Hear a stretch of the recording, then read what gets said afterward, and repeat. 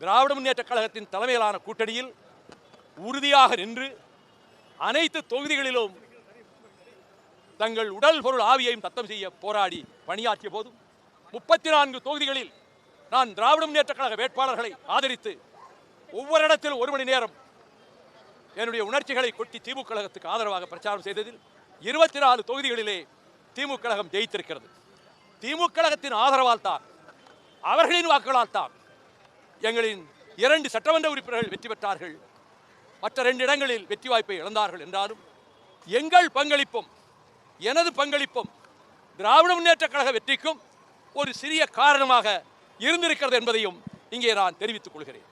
ஆனால் மற்ற கட்சிகளுக்கெல்லாம் அதிக இடங்கள் கொடுக்கப்பட்டு, நான் கட்சிகளின் பெயர்களை சொல்லி நான் யார் மனதையும் புண்படுத்த விரும்பவில்லை. 10 இடம் பிளஸ் ராஜ்யசபா, ஒரு கட்சிக்கு 8 இடங்கள், ஒரு கட்சிக்கு 27 இடம் பிளஸ் ராஜ்யசபா, மற்ற 2 கட்சிகளுக்கு 5 இடங்கள். முஸ்லீம் லீக் 1க்கு தான் 2 இடங்கள் கொடுத்தாங்க, எங்களுக்கு 4 இடங்கள். அது எங்கள் தோழர்கள் மனதில் ஒரு ஆதங்கத்தை ஏற்படுத்தியது என்று புதிய தலைமுறையில் கார்த்திகேயன் என்னை நேர்காணல் கண்டபோது இதே கருத்தை சொன்னேன்.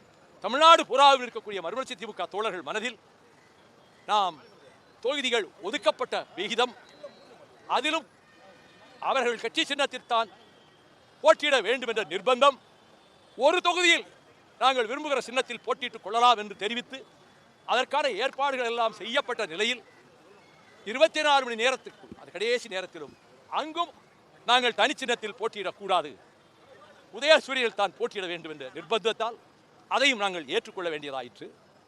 அதனால நாங்கள் எங்க சின்னத்திலே நின்றிருந்தா இப்ப நான் சொன்ன கட்சிகள் எல்லாம் திமுக ஆதரவோடு ஓட்டு பெற்று ஜெயித்த காங்கிரஸ் கட்சி நன்றி கூட வந்து சொல்லாம பாவேகாவுக்கு ஆதரவு கொடுத்து அமைச்சரவையில் இடம் பெற்றுச்சு. அதை போல தேசிய முற்போக்கு திராவிட கழகம் 10 இடங்கள் பிளஸ் ராஜ்யசபா பெற்று 1 இடம் தான் ஜெயித்தது. அவர்கள் சின்னத்தில் தான் போட்டியிட்டார். அதை போலத்தான் மார்க்சிஸ்ட் கம்யூனிஸ்ட் கட்சியும் இந்திய கம்யூனிஸ்ட் கட்சியும் அவர்கள் சின்னத்தில் தான் போட்டியிட்டு 2 இடங்கள் தான் வென்றார்கள்.